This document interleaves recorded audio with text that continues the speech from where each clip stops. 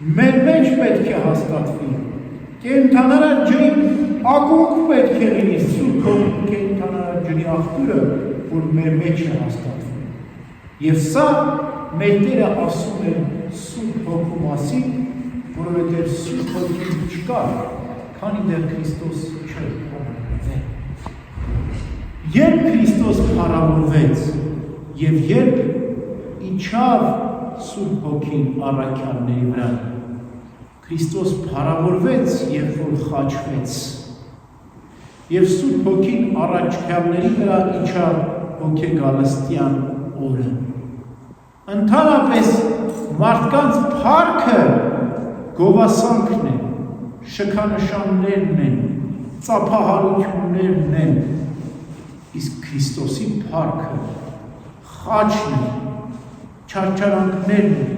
նահատակությունն են։ Ինչպես փառավորվեց մեր Տերը, երբ խաչվեց, երկինք ու երկիր, տիեզերք ու տարերք Քրիստոսի փառքը գովերքեցին խաչի ժամին, որովհետև արեգակը խավարեց, ընդհանրապես արեգակը չի խավարում, բայց Քրիստոսի խաչելության ժամին խավարեց արեգակը,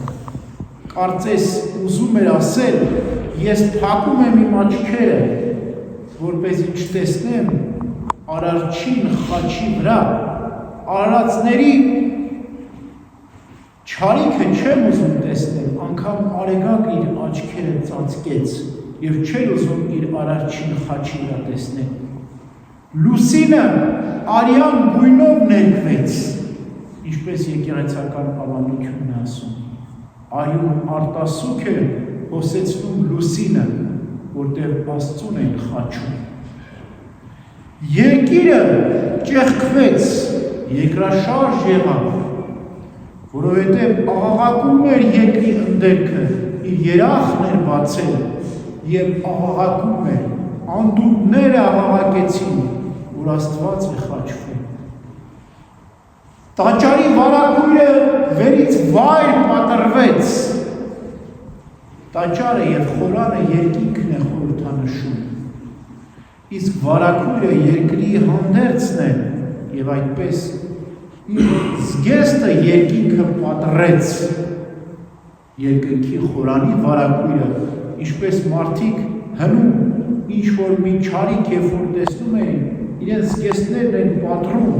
ի նշան ապստամբության, իս նշան դժգոհության, այդպես էլ երկինքը խորանի վարագույրը վերից վայր պատրվեց, որ խորհրդանշում էր, որ երկինքը աղաղակում է, երկիրը ոռնում է, արեգակը խավարում է, լուսինը արյան գույնով է ներկվում։ Ահա այս բոլոր նշանները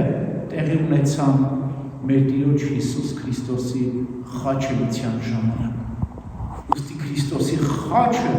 Քրիստոսի նահատակությունը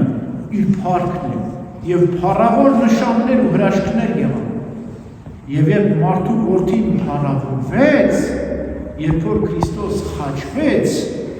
Սուրբ Հոգին իջավ։ Քրիստոսի խաչելությամբ սկսվեց մարդկության փրկagorտությունը։ Անմիջապես իջավ դժոխք մեր Տերը խաչելությունից հետո, դժոխքը քանդեց,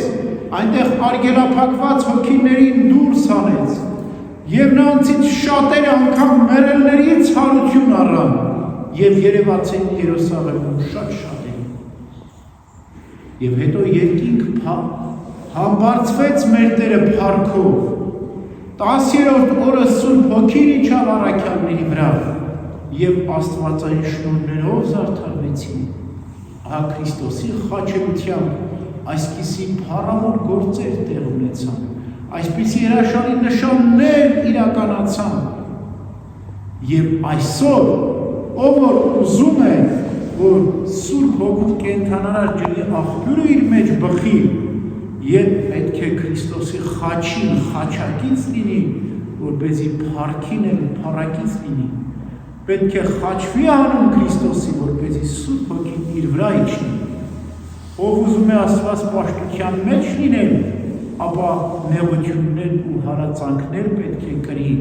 ասում է Պողոս Առաքյանը, եւ երանի նրանց, ովքեր արդարության համար հալածվում են, որտեղ նրանցն է երկինքի արքայությունը։ Ուստի մեր Տերը Հիսուս Քրիստոս ճշմարիտ փառքի ճանապարհը մեզ ցույց տվեց։ Փառավորվում ենք մենք խաչելությամբ ու նահատակությամբ։ Երջանիկ ենք, երբ որ հալածվում ենք։ Երանելի ենք, երբ որ չարչարվում ենք, որտեղ Քրիստոս էլ այդպես ասաց, որքան եմ փափագում չարչարանքների այս բաժակը խմել, ծարավ եմ, որպեսզի չարչարանքների բաժակը խմել։ Այդպես էլ մենք պետք է ծարավենք, երանի նրանք, ովքեր քաղցն ու ծարավ ունեն արդարության, որովհետև նրանք կհագենան։ Ուստի այս խորհրդածությամբ, այս իմաստով սիրով տանենք